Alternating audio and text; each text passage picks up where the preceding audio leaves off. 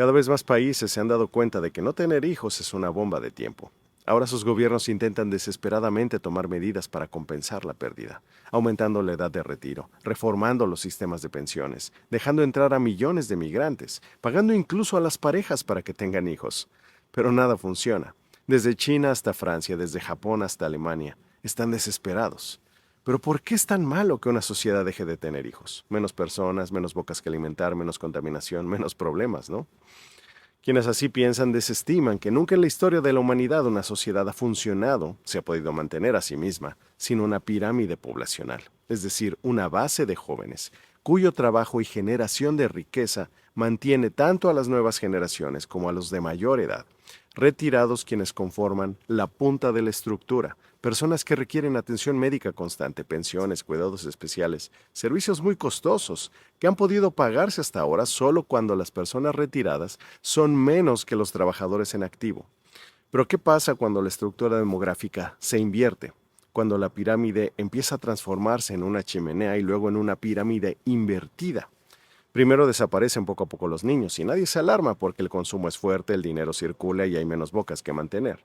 Con el tiempo, sin embargo, empiezan a escasear los jóvenes también, porque esos niños iban a transformarse en los trabajadores del futuro, los que mantendrían con su trabajo las pensiones, los seguros médicos y otros beneficios que sus potenciales padres, que ya no lo fueron, dieron por hecho. Creían que ellos podrían disfrutar de los mismos beneficios que las anteriores generaciones, pero sin tener hijos y sin ahorrar para su propia vejez. Nunca nos cuestionamos que eso solo funcionaba si había más jóvenes que retirados, porque jamás en la historia ha sido al revés. Pero claro, ¿qué político quiere quitar pensiones o aumentar la edad de retiro? Las personas creen que siempre hay de dónde cortar en el presupuesto para pagar pensiones. Pero los gobiernos, que son quienes deben pagar esas facturas, se están dando cuenta de que es imposible, a menos que los propios retirados hayan ahorrado lo suficiente para pagar por su propia manutención. Y claro, para sorpresa de nadie, Latinoamérica no se está preparando. Mientras China aumenta la edad de retiro, mientras en Corea del Sur aumentan los horarios de trabajo de 5 a 6 días a la semana, mientras Francia enfrenta furiosas protestas por retrasar el retiro, en 28 países de América Latina y el Caribe han aumentado o creado sistemas de pensiones no contributivas, es decir, cuando el Estado paga un beneficio en la vejez, aun si las personas jamás ahorraron para ello. Muy popular dar esos beneficios, pensiones para todos, garantizadas sin importar los ahorros, a personas cada vez más jóvenes y todos felices. Y tendría mucho sentido económico si esos países escaparan a la tendencia mundial de cada vez menos hijos. Pero no es así. Todos los países del continente americano y España enfrentan un colapso demográfico inminente. Algunos están peor que otros, pero en ninguno la pirámide poblacional se mantendrá intacta hacia finales de este siglo. Lo que en este momento pasa en Alemania, en Japón, en Corea, pasará en México, en Argentina, en Brasil, en Colombia, en Bolivia, en Perú también, con solo unas cuantas décadas de diferencia.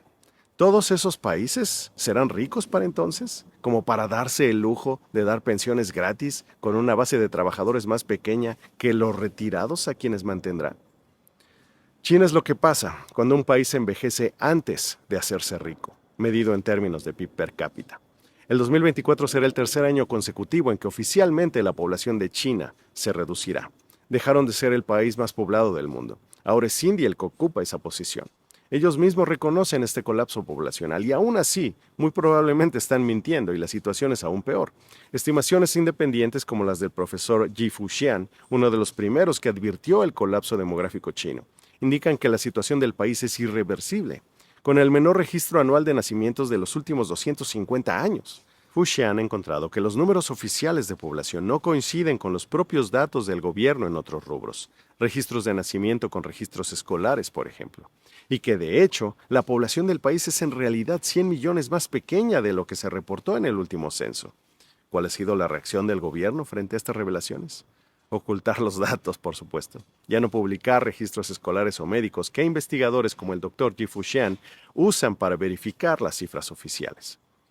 Décadas de una política de hijo único y de una enorme migración del campo a la ciudad, donde los niños ya no son ayuda laboral sino gasto, hicieron que ahora las mujeres en China solo tengan un hijo en promedio, muy por debajo de los 2.1 hijos que son necesarios para mantener estable la población en su mismo nivel. Ahora, 50 años después de empujar a las personas a tener menos hijos, el país es el que más rápido envejece en el mundo. Para mediados de este siglo, China tendrá, cuando menos, 30% menos trabajadores de los que tiene actualmente. Y para 2100, su población total se habrá reducido a la mitad. Solo por su envejecimiento, sin contar otros problemas. Los analistas más cautelosos, como el economista Michael Pattis, ven una larga crisis de bajo o nulo crecimiento económico en China, como Japón ha estado desde los años 80. Porque los trabajadores que se retiran de las fábricas no podrán ser sustituidos por las nuevas generaciones. Otros más aventurados, como el analista geopolítico Peter Seihan, creen que China va a desaparecer como Estado en los próximos 10 años, ante la inminente disolución de la etnia Han, que es la que domina el país asiático. Incluso los optimistas, quienes más aplaudían a China con ciertas bases económicas, como Ray Dalio, ya no hablan como antes del día en que China rebasará a Estados Unidos como primera potencia mundial, porque saben que ese día jamás llegará. Es inevitable. Cada vez más personas han decidido dejar de tener hijos. Ante ese futuro, ¿van a crear estados de bienestar para todos los mayores de 60 años? Ni siquiera se sostienen ya esos esquemas en Alemania o en Francia. ¿Cómo es que sí funcionarán en México o en Colombia? ¿Quién va a pagar por esos beneficios? ¿Trabajadores de la construcción de 80 años? ¿Perforadores petroleros de 75? Los países hispanoamericanos están perdiendo el tiempo, y si no actúan ahora, mañana será muy tarde.